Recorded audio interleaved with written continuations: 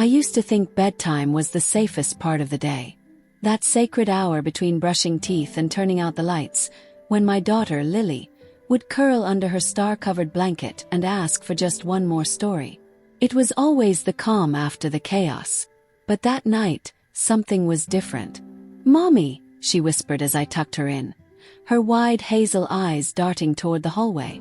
"When Daddy leaves, run." And blink. "What?" She looked back at me, dead serious. "Just run." Dear viewers, welcome to our channel. Subscribe to receive more stories every day. I laughed. Nervously. "Sweetheart, that's not funny." "I'm not being funny," she said. "Don't stay." Her words echoed in my mind long after I closed her door and descended the stairs. It wasn't like Lily to say things like that. She was only 6, imaginative, yes, but not dramatic. And she adored her father. The two of them were inseparable.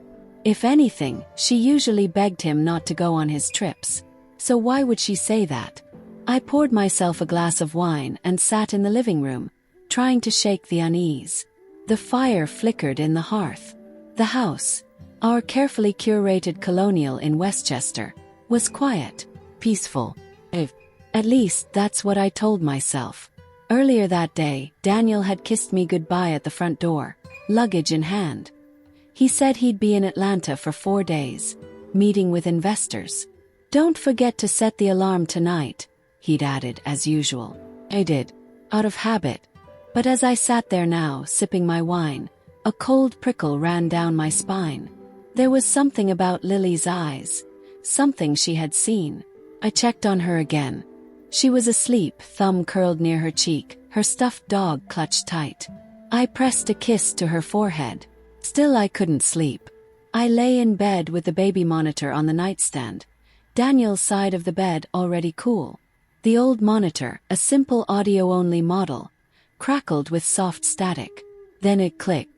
Not loudly, just a small sound, like the button of the device being pressed. Sat up, eyes wide. "Mommy," came Lily's voice through the monitor. Barely a whisper. I bolted upright and grabbed the monitor. "Lily." No response. I hurried down the hallway to her room and opened the door slowly. She was asleep, completely still. I leaned in close. She was breathing deeply. Confused, I stepped back. Maybe the monitor was acting up. Maybe it had picked up interference. I returned to my room and turned the monitor off. But now my heart wouldn't settle. It felt like something had cracked open in the house. A thread pulled loose. The next morning I told myself I was being paranoid. I distracted Lily with pancakes and cartoons, and even went to the gym to clear my head. Still something gnawed at me. I told my best friend Melanie during our coffee meetup. She frowned over her latte. "Okay, I don't want to alarm you," she said slowly. "But I've seen enough Dateline to know when a kid says something creepy like that. You listen." I laughed nervously. "She's 6. Exactly. No filter. They pick up everything. But it's probably just something she saw on TV. Or heard at school." Melanie raised an eyebrow. "You know your daughter better than anyone. Did she sound like she was imagining it?" I didn't answer. 'Cause I already knew. That night, the whisper came again. "Mommy." I sat straight up in bed. This time the monitor had been off. The voice wasn't coming from the monitor. It was coming from the hallway. I grabbed my robe and hurried to Lily's room. She was sitting up in bed, wide awake. "I heard someone downstairs," she whispered. I stared at her. "What?" "I heard someone walking." I listened. Nothing. Still I crept down the stairs, every step a thud in my chest. The house was dark except for the blinking red light on the security panel. Armed. But then I noticed something strange. The panel had been reset. The usual code logs, showing who armed or disarmed it, were gone. Blank screen. Froze. Was it a glitch? Power outage? I didn't sleep that night. By the third day I was jumpy. I stayed close to Lily, barely letting her out of my sight. I even avoided going into Daniel's home office, even though I always hated how he kept it locked when he wasn't home. Then I found the key. I was folding laundry in the master bedroom when I found it tucked behind his cufflinks in the drawer. A small silver key, unmarked. On instinct, I tried it in his office door. Click. Inside, the room smelled like his cologne. The desk was obsessively organized, everything in neat stacks. But I noticed something new on the shelf. A black box with a blinking blue light. It wasn't plugged into anything. Opened it. Inside was a portable hard drive. I hesitated, then plugged it into his desktop computer. There were dozens of folders, each named with dates. Opened one. It was a video file. Click. There I was. In the kitchen. Making coffee. It was dated 2 days ago. I opened another. Me folding laundry. Me talking to Lily. Me in bed asleep. I stumbled back from the desk, heart hammering. These weren't just security cameras. These were hidden cameras. Installed without my knowledge. I checked the house. Under the hallway mirror, inside the vent, even in Lily's room. Found 3. I ripped them all out with shaking hands and stuffed them in a drawer. I didn't know what to do. My hands trembled as I called Daniel. He didn't pick up. Texted, "Call me. Urgent." No reply. I couldn't tell the police. Not yet. What would I even say? That my husband had installed hidden cameras in his own house. That my daughter told me to run. It all sounded insane. That night, Lily refused to sleep in her room. I let her curl beside me in bed. I left the monitor off. Still, I barely slept. And when I did, I dreamed I was being watched. The next morning, I didn't even try to pretend everything was fine. I called Lily's school and said she wouldn't be coming in. I told them she had a stomach bug. Technically true, since she had been vomiting from nerves around 6 a.m. I hadn't told her what I found. I didn't know how. She was too young to process the idea that her father had been spying on us. That he had cameras inside her room recording who knows what, for who knows how long. Had no plan. No strategy. Just a churning gut and a cold fear that settled deep in my bones. I took the hard drive to the guest room closet and buried it beneath towels in a storage bin. I didn't dare throw it out. Not until I understood what it was or what it could prove. I needed help.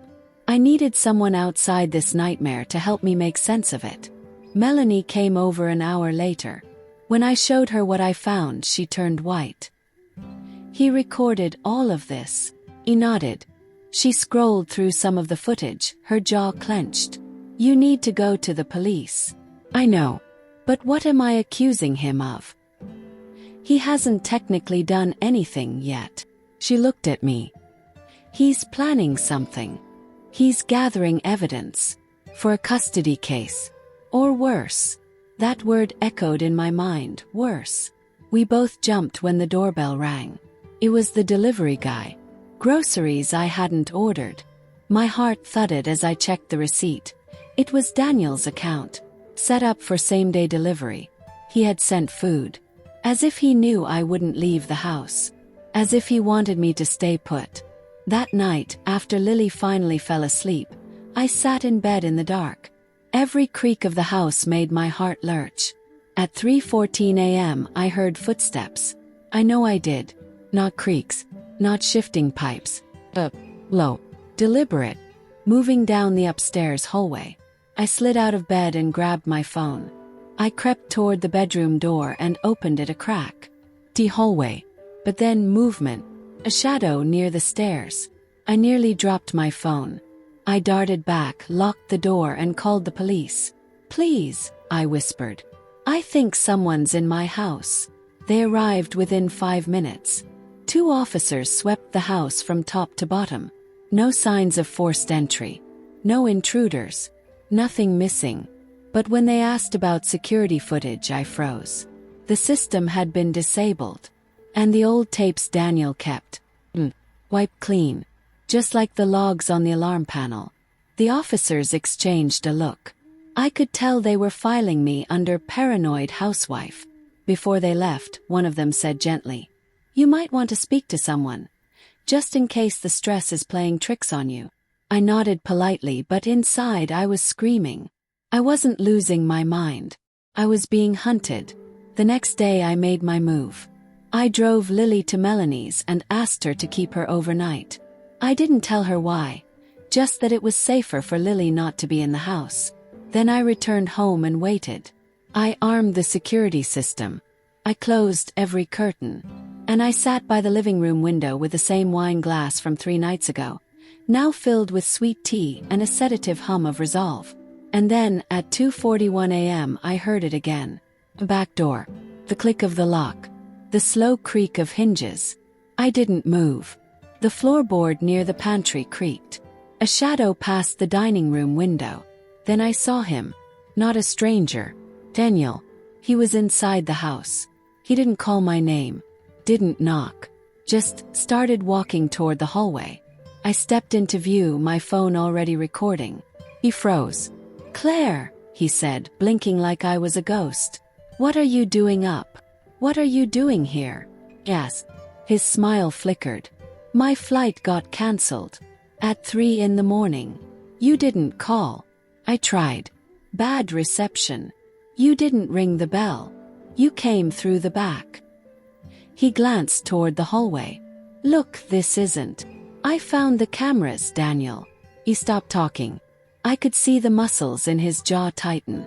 "I found the recordings," I said, my voice trembling. "The ones of Lily. Of me. Sleeping." Still silence. "Why?" He stepped closer. "Let's talk like adults. Don't come any closer." "Claire," he said, and now his voice was low. "You don't understand. This is bigger than you think." I was shaking. "Then explain." But instead of explaining, he reached for his phone. "Don't," I snapped. He froze. Then he laughed just a little. "You think I'm the villain here? Are you? You should really ask yourself," he said slowly, "why Lily told you to run. You think that came from nowhere. What are you talking about?" He looked me dead in the eye. "Ask her what she saw, Claire." With that, he turned and walked out the front door casually, like he hadn't just broken into his own house. Barely slept. Again. The next morning I picked Lily up and drove her to a park. Neutral, quiet. I sat her on the swing and gently asked, "Sweetheart, that night when you told me to run, why did you say that?" She wouldn't meet my eyes. Waited. And then quietly she said, "Because Daddy told someone bad to come when you were sleeping." My stomach turned to ice. I knelt in front of her. "Did you hear him say that?" She nodded. "In the kitchen.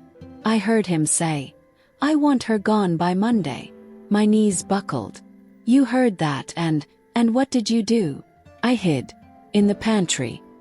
He didn't see me. I hugged her hard. And in that moment, every doubt evaporated. I had to get us out. By the next afternoon, we were on the road. I used Melanie's cousin's ID to check into a motel under a fake name. I bought a burner phone. I called a lawyer I hadn't spoken to in years and scheduled a meeting. I was done waiting. Daniel had crossed the line. And I didn't care how good his lawyers were, or how airtight he thought his plan was. Because I had one thing he didn't expect, our daughter's voice. And I was ready to use it. The motel room smelled faintly of bleach and old carpet glue. The bedspread was stiff and patterned like an outdated diner booth. But I didn't care. For the first time in days, I felt something close to control. Lily sat on the bed beside me, drawing flowers on the motel notepad with a pink crayon. She didn't ask questions. She didn't cry. But the weight of what she'd heard, it showed in the way she held her shoulders, too small to carry such heavy secrets. I spent the evening piecing things together. The cameras, the wiped logs, the security system being silently disabled, a hard drive, the steps at night, and then Daniel's final words. "You should really ask her what she saw." It wasn't just surveillance. He was preparing something. He had been recording me, documenting my every move, probably to create a narrative, to show I was unwell, unstable, to manipulate custody, or worse, to justify something more permanent. He knew I was smart, so he didn't rush it. He was building a case slowly, carefully, legally maybe, or he had simply lost all moral restraint. What Daniel never expected was that Lily would catch him in the act, that she'd warn me. And now, thanks to her, I had the truth. And a weapon. The lawyer's office was nondescript. On purpose. Discreet. Quiet. Gray carpets, beige walls. The receptionist didn't ask questions when I gave my alias. My lawyer, Dina Wells, was a former federal prosecutor. I told her everything. I showed her the footage from the hard drive. I even played her the audio I recorded the night Daniel came back into the house, the part where he said, "You don't understand. This is bigger than you think." She leaned back slowly in her chair, fingers steepled. "He's definitely preparing a case against you," she said. "But that's not the worst part." "What is?" "The phrasing. Gone by Monday." Vague. Could mean he wanted you out of the house. Could mean he wanted you gone in a more permanent sense. She let that hang. "But there's no direct threat," I said. "No. But the cameras in the child's room. The hidden surveillance. The nighttime break-in. That's enough to get a protective order. And possibly start custody proceedings in your favor." "Possibly. You have one problem," she said. "He's powerful. Which? Clean record. You're the one who ran with the child. If he flips the narrative, he'll make you look like the unstable one." I swallowed. "Then we flip it back. We filed an emergency restraining order within 24 hours. Dina warned me that the judge might request a hearing before making anything permanent, but we had enough for temporary protection. I was granted a stay-away order and permission to keep Lily in my custody, pending investigation. And then came the wild card.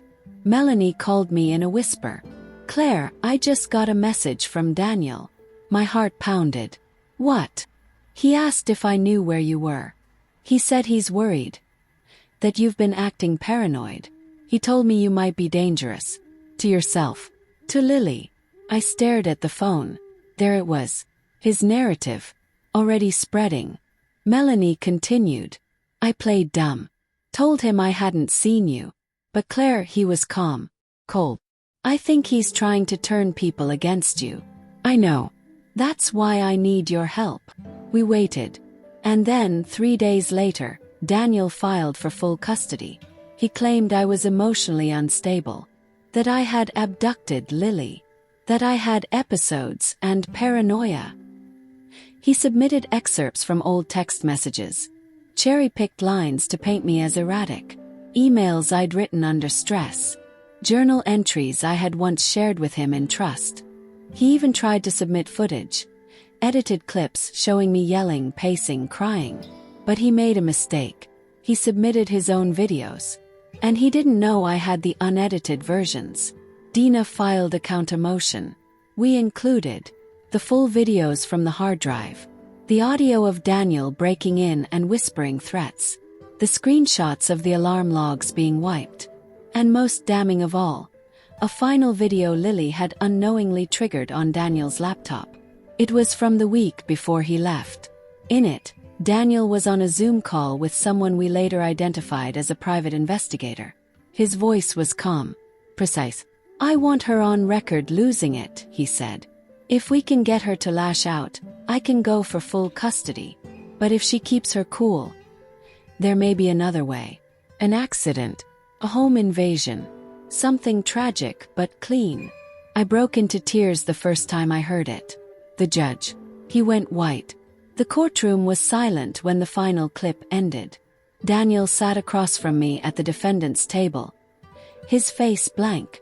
No smugness. No apologies. Just the chilling realization that everything he had orchestrated was collapsing in real time.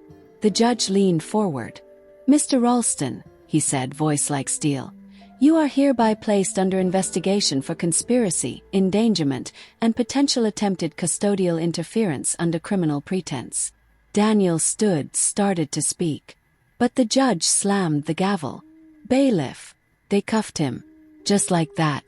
Daniel Ralston, celebrated tech entrepreneur, public philanthropist, father of one, was led out of court like a common criminal. No. I didn't even blink. It took months to unwind the rest. Daniel's business partners tried to distance themselves. His investors panicked. The media dug up everything.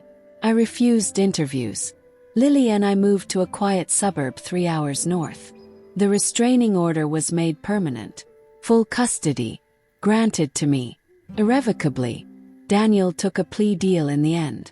No prison, but a lifetime of legal shame and total loss of visitation rights. He never apologized. But he did send a letter from his lawyer's office. Just one sentence. "I underestimated you." He was right. Because I wasn't just the wife he could gaslight, the woman he could frame. I was the mother of a little girl who whispered run. And I listened. Last night, Lily fell asleep in our new home, curled under the same star-covered blanket she'd had since she was 4. The baby monitor sat quietly on the nightstand. I still use it, not because I'm afraid but because I want to be close. Because I'll never take her safety for granted again. And sometimes I sit by the window in the quiet and think about how close I came to losing everything, to being erased. But I wasn't. Because my daughter saw what I couldn't, and gave me the only warning I needed. Just one word. Run. Dear viewers, thank you for watching. If you like this story, please subscribe to our channel to receive more stories every day. Share with us what you think of this story and tell us where you're watching from.